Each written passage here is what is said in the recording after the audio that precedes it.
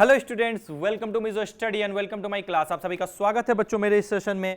Previous class में मैंने JEE main के कुछ क्वेश्चंस करवाए थे। आज मैंने कुछ क्वेश्चंस लिए हैं जेई एडवांस एग्जामिनेशन के। तो चलो बच्चों जल्दी सॉल्व करने की कोशिश करते हैं। कैसे सॉल्व होता है क्वेश्चन देखते हैं। क्वेश्चन तो आप सॉल्व करना जानते हो, मुझसे अच्छा जानते हो। It is given a single option correct. कहता है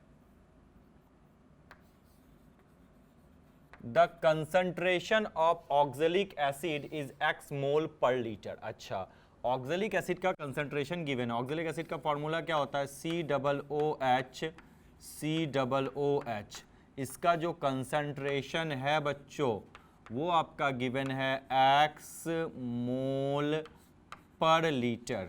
yes, 40 ml of this solution. इस सॉल्यूशन के कितने ml हमें लेने हैं?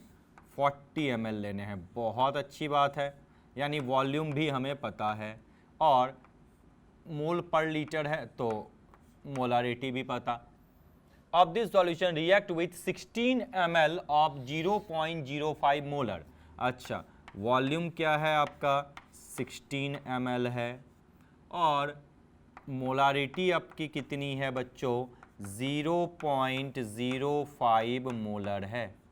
क्लियर? एसिडिफाइड KMnO4 यानी ऑक्जेलिक एसिड का रिएक्शन हो रहा है एसिडिफाइड KMnO4 के साथ। ठीक, कितने इसकी क्वांटिटी है? 16 ml and 0.05 molar. What is the pH of x molar oxalic acid? आपको क्या ढूंढना है? पीएच ढूंढना है। पीएच का फॉर्मूला क्या होता है? Minus log H plus ion, यही तो है। यानी H प्लस आयन ढूंढना है। लेकिन H प्लस आयन आपको ढूंढने के लिए क्या करना होगा? क्वेश्चन में लिखा है assume that oxalic acid dissociate completely. Oxalic acid का डिसोसिएशन क्या होता है? कंप्लीट हो जाता है। अब आप सीधा सीधी वाली बात है, ये COOH है और ये COOH है। ये अगर ब्रेकडाउन डिसोसिएशन है तो COO minus minus and 2H plus. Clear? Yes. अब सिंपल सी बात है, अगर इसका कंसंट्रेशन x मोल पर लीटर है तो इसका कंसंट्रेशन क्या होगा? 2x मोल पर लीटर। यानी टारगेट हमारा फिक्स हो चुका। क्या कि अगर x की वैल्यू हम ढूंढ लें तो हमारा वर्किंग हो जाएगा। अच्छा, एक चीज़ इसमें मैं आपको बता दूं, इसका जो फॉर्मूला होता है या तो बैलेंस करके लिखो, N1V1 is equal to N2V2। ये N2 इसको ऐसे, एक वेट फॉर अ मोमेंट, मैं लिखता हूँ N1V1 ऑक्जेलिक एसिड का, ऑक्जेलिक एसिड बिल्कुल is equal to N2V2 KMnO4 का। ये फॉर्मूला लगा दो तो रिएक्शन को कभी बैलेंस करने की ज़रूरत नहीं होगी। ठीक? यस सर, कोई प्रॉब्लम वाली बात नहीं। लेकिन अगर ये फॉर्मूला लगाओ M1V1 upon N1 is equal to M2V2 upon N2, तो ये नंबर ऑफ मोल्स हैं, इसके लिए तुमको रिएक्शन को बैलेंस करने की ज़रूरत पड़ती है। जैसे अगर मैं लिखूं KMnO4 plus H2SO4 plus COOH and COOH। Clear? ये ब्रेक डाउन होके क्या बनेगा बच्चों? K2SO4 प्लस MnSO4 प्लस, ठीक है, K2SO4 plus MnSO4 plus CO2 and plus 8H2O। ठीक, यहाँ लगा दिया मैंने 2, यहाँ लगा दिया 3 और यहाँ लगा दिया मैंने 5। कोई प्रॉब्लम? ये तो मुझे याद था, चलो मैंने कर दिया। यहाँ पे लगा दिया 2, यहाँ पे लगा दिया 10 और यहाँ पे लगा दिया 8। कोई प्रॉब्लम? M1 क्या गिवन है? X है। V कितना गिवन है? 40 अपॉन N1 कितना है? 5 है। चलो, M2 KMnO4 का कितना दिया हुआ है? 0.05 है और V2 कितना है? 16 है। नंबर ऑफ मोल्स कितने हैं? 2 हैं। ठीक, कोई प्रॉब्लम वाली बात है? नहीं। अब इसका आपने सॉल्व करना है। कैसे सॉल्व हो जाएगा जल्दी बता दो। हाँ सर, सॉल्व करने के लिए simple 8 cancel, x is equal to क्या आ गया? 0.05 मोल पर लीटर।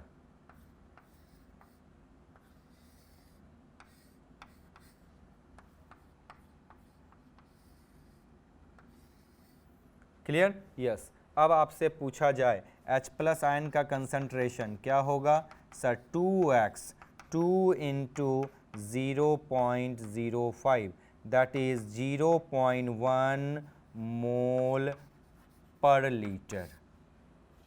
Yes.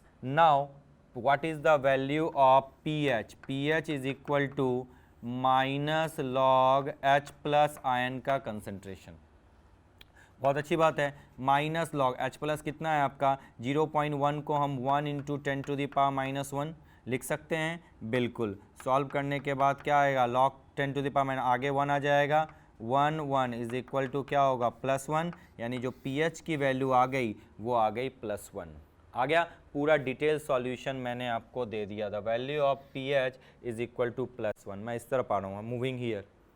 अगर मैं इसको नॉर्मलिटी इक्वेशन से सॉल्व करूँ तो आपको पता है नॉर्मलिटी इज इक्वल टू क्या होता है? n multiply molarity into V1. ये किसके लिए है बच्चा? ऑक्जेलिक एसिड के लिए है. बिल्कुल, बहुत अच्छी बात है. That will be equal to, then लिखूँगा ये N1 है, then N2 multiply by M2 multiply by V2. ये किसके लिए है बच्चा? KMnO4 के लिए है.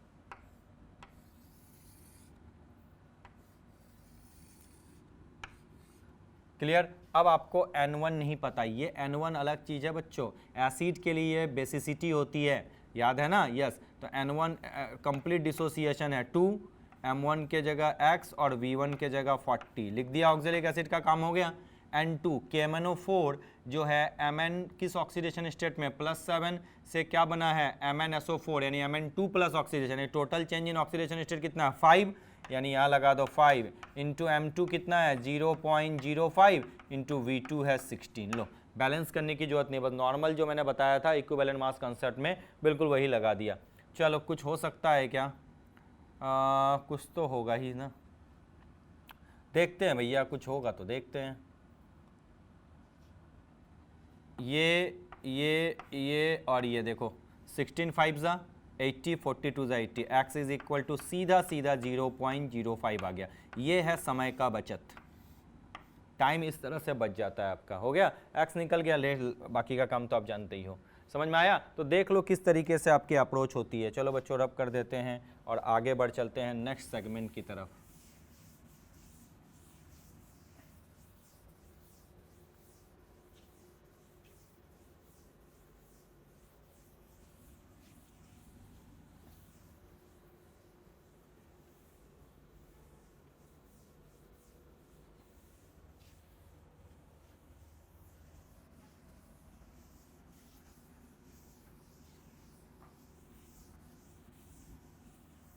Now, next one is question number 2.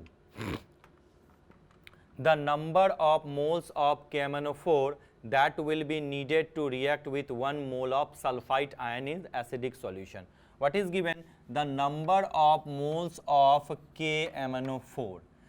ठीक है, आपको ढूंढना है कि KMnO4 के कितने नंबर ऑफ मोल्स हैं जो रिएक्ट करेंगे. कितने भैया? 1 मोल सल्फाइट आयन के साथ. यानी सल्फाइट आयन के नंबर ऑफ मोल्स फिक्स हैं. आपको बस इतना देखना है कि KMnO4 के कितने मोल रिएक्ट करेंगे. Clear? We will write here KMnO4 plus SO3 2 minus plus H plus. ये आपका क्या दे देगा? Mn2 plus. स्केलेटल इक्वेशन लिख रहा हूँ. SO4 2 minus plus H2O. कोई प्रॉब्लम वाली बात है? नहीं. अब मैं यहाँ लगा दूँ 2, यहाँ लगा दूँ 5, यहाँ भी लगा दिया 5, यहाँ लगा दूँ 2 और यहाँ लगा दिया 3. एक बार चेक करके देखूँ सही है. ऑक्सीजन कितना है? 5 3 15, 15 और 8 23, 5 4 20, 20 एंड 23. हाइड्रोजन वहाँ पे 6 है, यहाँ पे लगा दिया 6H प्लस. कंप्लीट. अब देखो, ये आपका नॉर्मल रिएक्शन है जो जनरली कंडीशन में आता है. हमने लिखना है इस जगह पे क्या कि 1 मोल SO3. अब ऐसे सीधा लिखूं. 5 मोल SO3 2 माइनस कंबाइन करता है किससे? 2 मोल KMnO4 से. तो जल्दी से बता दो 1 मोल SO3 2 माइनस कंबाइन करता है 2 × 1 डिवाइडेड बाय 5 मोल KMnO4 से। तो भैया आंसर कितना आ जाएगा आपका, that will be equal to 2/5 mole KMnO4।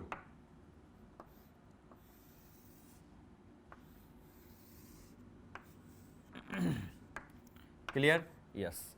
आ गया आंसर, खत्म। हम लिख सकते हैं सीधा सीधा, that is question number 2, B is the correct option, 2/5 mole KMnO4। Now I am going to rub this part and let's move to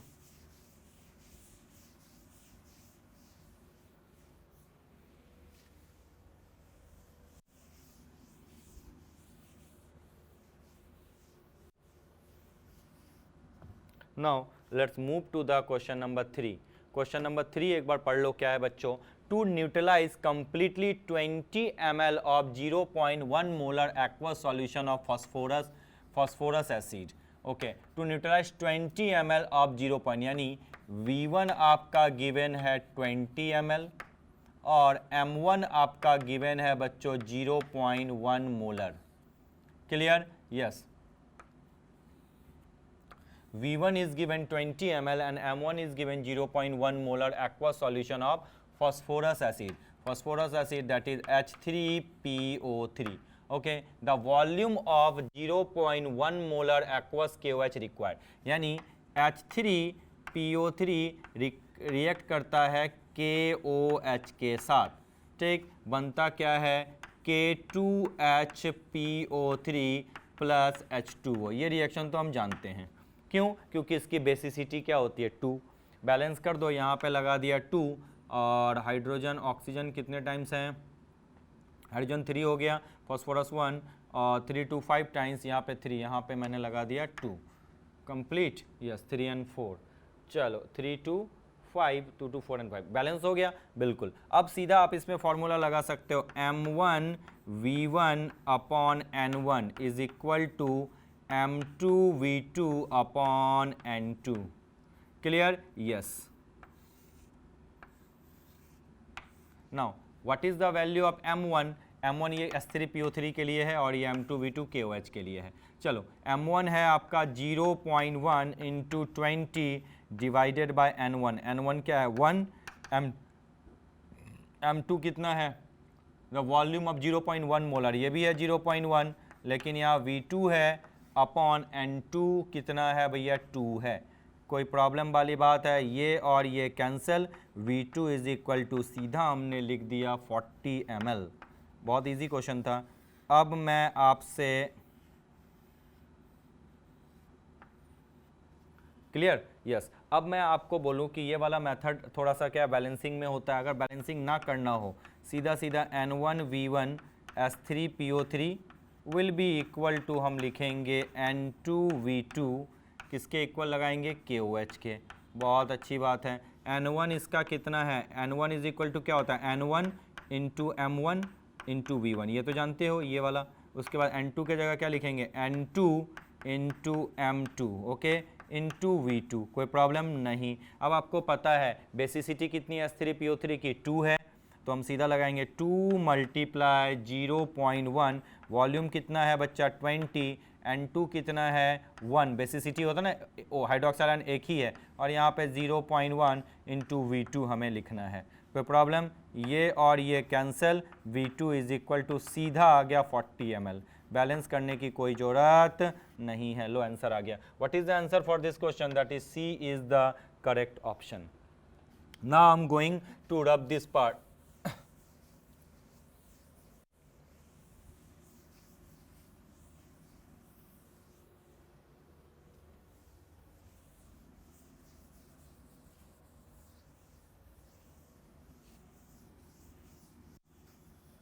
now let's move to the question number 4। Question number 4 की तरफ बढ़ते हैं। क्या है question number 4, एक बार देख लेना। In transforming 0.01 mole of PbS, 0.01 mole of PbS to PbSO4, the volume of 10 volume H2O2 required. ठीक है, बहुत सिंपल सा क्वेश्चन है। In transforming 0.01 mole of PbS to PbSO4, चलो अब फिर से वही है, कितना वॉल्यूम चाहिए आपको, द वॉल्यूम, ये 10 वॉल्यूम, वॉल्यूम स्ट्रेंथ है, याद रखना सेम नहीं होता। चलो पहले तो ये समझ लो, volume strength is equal to क्या होता है, is equal to 11.2 into molarity. कोई प्रॉब्लम वाली बात है नहीं। वॉल्यूम स्ट्रेंथ दिया हुआ है 10 is equal to 11.2 into M. Yes, M is equal to हम सीधा लिखेंगे 10 डिवाइडेड बाय 11.2। ये मोलारिटी आ चुका किसका भैया, H2O2 का। अब आपको H2O2 का वॉल्यूम ढूंढना है। अब आपको पता है molarity is equal to number of moles upon volume of solution in ml multiply by 1000। कोई प्रॉब्लम नहीं सर, कोई प्रॉब्लम वाली बात नहीं है। चलो नंबर ऑफ मोलारिटी के जगह 10 upon 11.2 is equal to n divided by v multiply by 1000। ये आपका फॉर्मेट आ गया। अगर आपको n पता हो तो क्या आप v नहीं ढूंढ सकते, बिल्कुल ढूंढ सकते हैं सर, कोई प्रॉब्लम वाली बात नहीं है। तो सिंपल सा लॉजिक है, यहाँ हमें क्या ढूंढना है बच्चों, n ढूंढना है। तो n कैसे ढूंढे, तो रिएक्शन में लिखा हुआ है कि PbS को किस में कन्वर्ट करना है, PbSO4 में। तो PbS PbSO4 में कन्वर्ट हो गया और ये कन्वर्ट हो गया H2O में। कोई प्रॉब्लम वाली बात है नहीं, बहुत अच्छा। अब यहाँ पे आप देखो बैलेंसिंग कर दो, इस जगह पे लगा दो 4 और 4 2 8, इस जगह पे लगा दो 4। कितने हैं ऑक्सीजन यहाँ पे, 4 2 8, 4 and 4 8। अब आप देखो 1 मोल PbS किससे कंबाइन करता है, जल्दी बता दो, 4 मोल H2O2 से। अब आपके पास है 0.01 मोल PbS रिएक्ट करता है 0.01 इंटू 4 मोल H2O2 के साथ, that will be equal to 0.04 mole H2O2। Clear, yes. अब आपको नंबर ऑफ मोल्स मिल गया H2O2 के, पुट कर दो, क्या लिखोगे, 10 divided by 11.2 is equal to 0.04 upon V into 1000। V is equal to क्या हो जाएगा, 0.04 इंटू 11.2 इंटू 1000 डिवाइडेड बाय 10, और ये जीरो भी, दो जीरो इधर भी आ गया, ये पूरा कैंसल। तो V is equal to 11.2 into 4, 4 2 8 and 11 4 44, that is V is equal to 44.8 ml, that is D is the correct option, question number 4। क्या कोई प्रॉब्लम वाली बात है, नहीं सर, कोई प्रॉब्लम वाली बात नहीं है। रब कर दूं, बिल्कुल सर रब कर दीजिए। आगे बढ़ चलते हैं, बिल्कुल सर कोई प्रॉब्लम नहीं है, बिल्कुल नॉर्मल न्यूमेरिकल्स हैं। इसी तरह के क्वेश्चंस आते हैं वॉल्यूमेट्रिक, ध्यान रखना। Question number 5, what is the normality of 0.3 molar H3PO3 when it undergoes the reaction, ये दिया हुआ है, कोई प्रॉब्लम नहीं है। H3PO4 किस में कन्वर्ट हुआ है, HPO3 नहीं, HPO4 पे कन्वर्ट हुआ है, ये थोड़ा सा ध्यान रखना। H3PO4 आपका कन्वर्ट हुआ है HPO4 2- में, ठीक। यानी कितने हाइड्रोजन रिलीज हुए यहाँ पे, 2, यानी जो बेसिसिटी होगी इस केस में वो क्या हो जाएगी, 2। अब आपसे पूछता है नॉर्मलिटी बताओ। अब आपको एक ही चीज पता है, नॉर्मलिटी इज इक्वल टू होता है n मल्टीप्लाई मोलारिटी। n कितना है आपका 2, मोलारिटी कितनी है 0.3, that is 0.6 normal. Am I right, yes sir, you are absolutely right. तो इसका आंसर क्या होगा, C is the correct option, 0.6 normal. Now I am rubbing this part and let's move to the next question.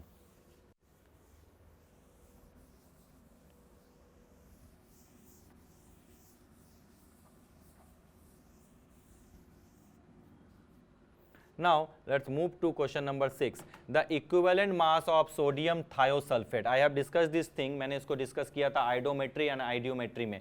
क्या होगा? ये तो बड़ा आसान है. इस केस में याद करो मैंने लिख के दिया था sir equivalent weight is equal to molecular weight upon n 1 n इस बार यहाँ पे क्या 1 है. मॉलिकुलर वेट क्या होगा 2 into 23 plus 2 into 32 plus 3 into 16 plus 5 into 18 upon 1, that is 46 plus 64 plus 48 plus 90 divided by 1. Add on कर लो कितना आ जाएगा 64 and 46 110 158 that is 248. आंसर क्या आ जाएगा 248. तो अगर आपको इस क्वेश्चन का आंसर पूछे तो बोलोगे ए इज द करेक्ट ऑप्शन. सीधा आइडोमेट्री से है. आइडोमेट्री और आइडियोमेट्री में डिफरेंस बताया था याद है ना. अगर पहले डायरेक्ट ट्रीटमेंट हो जाए और एक ही बार ट्रीटमेंट स्पीसीज का,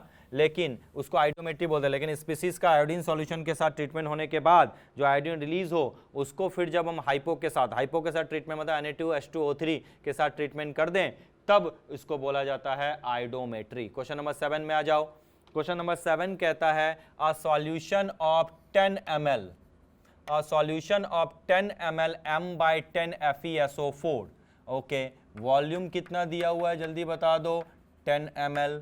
ओके M1 कितना दिया हुआ है बच्चा 1/10. कौन सा कंपोनेंट है बच्चा FeSO4 was titrated with KMnO4 solution in acidic medium. यानी FeSO4 को टाइटरेट किया गया है KMnO4 के साथ ठीक इन एसिडिक मीडियम में. तो अब आपसे कहता है द अमाउंट ऑफ KMnO4 यानी W ढूंढना है KMnO4 का. क्या होगा यूज्ड विल बी यानी आपको सीधा सीधा उसका M1V1 ढूंढना है. ठीक अब आपको पता है यहाँ रिएक्शन जाएगा और रिएक्शन को बैलेंस करना है. लेकिन यहाँ पे दिमाग में है कि Fe KMnO4 ऑक्सीडाइजिंग एजेंट है. Fe2 प्लस किस में चेंज होगा ये तो पता है Fe3 प्लस में. Fe2SO4 whole thrice clear. और KMnO4 जो है KMnO4 वो चेंज हो जाएगा किस में Mn2 प्लस में. चलो ये +7 ऑक्सीडेशन स्टेट है और ये क्या है +2 ऑक्सीडेशन स्टेट है. क्लियर. अब आपको पता है इस जगह पे n की वैल्यू क्या है 1 और इस जगह पे n की वैल्यू क्या है 5. बैलेंस करने की ज़रूरत नहीं है सीधा लगा दो N1V1 is equal to N2V2. N1 के जगह क्या लगाएंगे N1 into M1 into V1 और N2 के जगह क्या लगाएंगे N2 into M2 into V2. Clear to you. Yes N1 क्या है ये FeSO4 के लिए है. ये मैंने क्या डाल दिया FeSO4 के लिए है और ये क्या डाल दिया मैंने KMnO4 के लिए. N1 क्या है 1 M1 क्या है 1/10 और वॉल्यूम क्या है 10. N2 क्या है 5 इंटू M2 क्या है पता नहीं और V2 भी हमको पता नहीं. यही तो डेटा चेक करना है क्या होगा M2 V2 का वैल्यू. अब इसको सॉल्व कर लो क्या जाएगा 1/5 is equal to M2 V2 यानी KMnO4 के लिए M2 V2 की वैल्यू 1/5 आ गई. अब चेक करके देखो इनमें से ऑप्शन मैंने V2 के जगह पुट किया 10 और M2 के जगह पुट किया 0.5 मतलब 1/2 तो आया 5 लेकिन होना क्या चाहिए 1/5. सेकेंड ऑप्शन मैंने पुट किया 0.1 और 10 ml है ना 0.1 को लिखा 1 इंटू 10 ये आपका 10 हो गया. ये कैंसिल करके आ गया 1 कैंसिल कर दो. उसके बाद 10 ml ऑफ 0.02 है 0.02 मतलब 2/100 इंटू 10 M2 के जगह 2/100 ये 0 कैंसिल 2/10 यानी कितना आ गया 1/5. यानी जो आपका कौन सा डेटा एक्चुअल हुआ वॉल्यूम होना चाहिए 10 ml और मोलारिटी होनी चाहिए 0.02. ये आपका सेटिस्फाइड कर गया. यानी M2 आपका क्या है 0.02 मोलर और V2 कितना है 10 ml my friend. Yes sir, you are absolutely correct here. So for this question we will say C is the correct option. इसका कौन सा correct option है C आपका correct option है.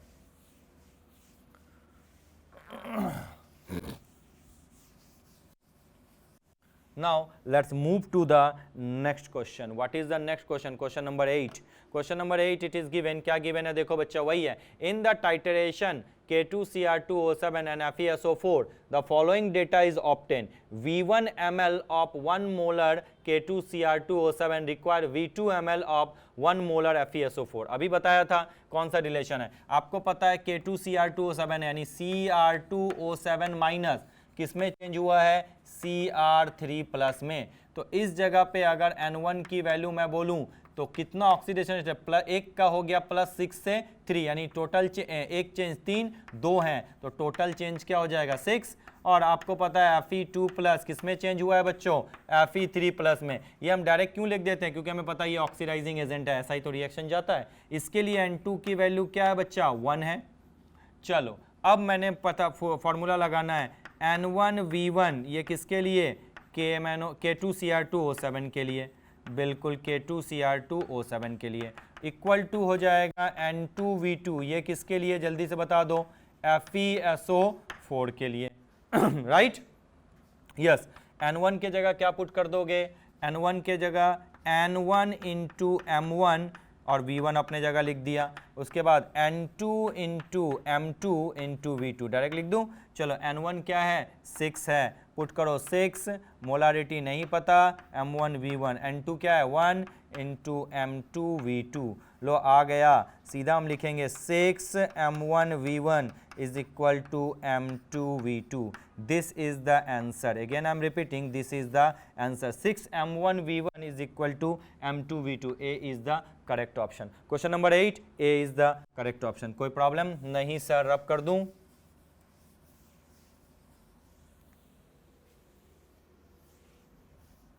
Next, let's move to the next question. Question number 9. 12.5 ml of a solution containing 6 gram of diabasic acid in 1 liter. क्या बोला है, containing 6 gram of diabasic acid in 1 liter. यानी आपको सीधा सीधा बता दिया है W/V का वैल्यू बता दिया है 6 ग्राम पर लीटर. बहुत अच्छा, कोई प्रॉब्लम वाली बात है नहीं, स्ट्रेंथ दे चुका है. was found to neutralize by 10 ml of देसी नॉर्मल NaOH. बहुत अच्छी बात है, डायबेसिक एसिड है, फॉर्मूला लगा दिया N1V1, ये इसका क्या लिख दो डायबेसिक एसिड. बहुत अच्छा, इज इक्वल टू मैं लिखूंगा N2V2 किसके लिए, NaOH के लिए. कोई प्रॉब्लम नहीं. अब आपको ढूंढना क्या है भैया, the molecular mass of the acid is. चलो इसको क्या लिखेंगे, N1 इंटू M1 लिख सकते हैं इंटू V1 इक्वल टू, इसको भी लिखेंगे N2 into M2 into V2. Dibasic acid है यानी बेसिसिटी क्या होगी 2. चलो यानी N की जगह 2 into molarity into volume. N2 NaOH है, एक ही हाइड्रोक्साइल आयन है तो N2 की वैल्यू क्या होगी 1. मोलारिटी आपकी नहीं दी हुई ना, अच्छा तो देसी नॉर्मली दिया हुआ है तो सीधा सीधा बात है, डायरेक्टली पुट कर दो ना, खत्म बात. 10 ml तो सीधा लिख देंगे यहाँ पे 10 इंटू 1/10, देसी नॉर्मल है 10 इंटू 1/10, ये कैंसिल होके आ जाएगा 1. बिल्कुल, तो क्या हो जाएगा M1V1 is equal to 1/2. Clear, yes. और M1 is equal to 1/2 into V1. 1/2 into V1 क्या है बच्चा 12.5 है क्या, 12.5 मतलब 1/25. लो M1 की वैल्यू आ गई. बिल्कुल, अब आपको पता है मोलारिटी इज इक्वल टू क्या होता है, number of moles upon volume in ml multiply by 1000. चलो 1/25 नंबर ऑफ मोल्स मतलब given mass upon molecular mass mm into V multiply by 1000. बहुत अच्छी बात है. इसकी वैल्यू क्या दी हुई है 6, तो लिखो 1/25 is equal to 6 upon mm को मान लो x multiply by 1000. x is equal to क्या लिखोगे जल्दी से बता दो बच्चों, सही है. अच्छा पर लीटर में है ना तो 1000 से मल्टीप्लाई करने की क्या जरूरत है, 1000 से मल्टीप्लाई करने की कोई जरूरत नहीं है, पर लीटर दिया है ना. चलो हो गया, तो x इज इक्वल टू हो जाएगा 25 into 6 is equal to 150. 150, that is इसका आंसर क्या हो जाएगा इंटीजर टाइप का 150 इज द करेक्ट ऑप्शन। चलो मैं अब इसको रब कर देता हूं बच्चों और बढ़ चलते हैं नेक्स्ट सेगमेंट की तरफ। लास्ट जो आपका क्वेश्चन है उसकी तरफ बढ़ चलते हैं। लास्ट क्वेश्चन क्या है? क्वेश्चन नंबर 10 इंडिकेटर है। ये क्वेश्चन इजी लगता है लेकिन ये क्वेश्चन बहुत अच्छा क्वेश्चन है, कमांड थ्योरी पे आपका काम कर देगा। Indicator V could be used to find the equivalent point of 0.1 molar acetic acid and 0.1 molar ammonium hydroxide. Acetic acid क्या है? वीक एसिड, और अमोनियम हाइड्रोक्साइड क्या है? वीक है। वीक के लिए कोई भी इंडिकेटर का यूज नहीं होता, that is the false statement, B is wrong. Now question number 2, indicator Y could be used to distinguish between the solution of ammonium chloride and sodium acetate। Indicator Y कौन है? अच्छा, ammonium chloride NH4Cl, ये क्या है? Salt of strong acid and weak base, and sodium acetate salt of strong base and weak acid. Y indicator है pH 8.2, नहीं इसका जो रेंज होगा 6.5 से 7.7 के बीच होगा, तो दिस इज फॉल्स वन। अब इंडिकेटर X इसके लिए use, same question, indicator X use होगा?